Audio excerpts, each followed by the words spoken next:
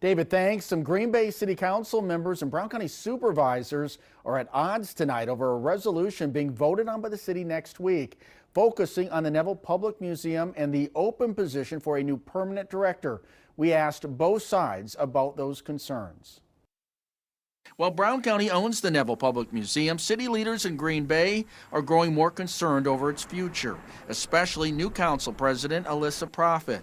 We at the Public Art Commission, which I also serve on, have been heard rumblings from those in our arts community here locally that there's conversations happening behind closed doors about what the future of the Neville looks like to our community. So this was really an opportunity for us to elevate that. Which is why Proffitt, nearly half the city council plus the mayor, have signed on to co-sponsor a resolution calling on the county to hire a new permanent director for an open position at the museum that's been advertised since December. The resolution also calls for the person hired to be committed to honoring its heritage and advancing a clear vision for a new era of collaboration.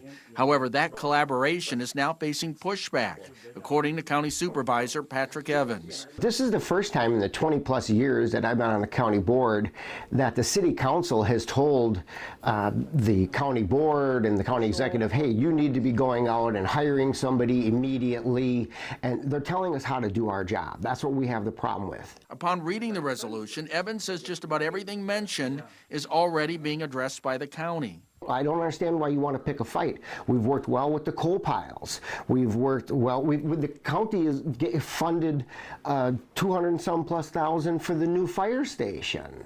This is really turning off a lot of the outlying supervisors as far as doing any support for Green Bay. However, those backing the resolution disagree, even if the resolution is technically symbolic. I hear all the time from my constituents they want to see us working together, and that's what we want as well.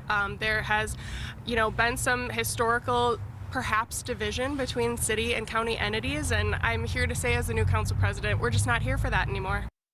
The mayor's office tells us the resolution is expected to pass the council next week when it comes up for a vote. That meeting is scheduled for Tuesday night at 6.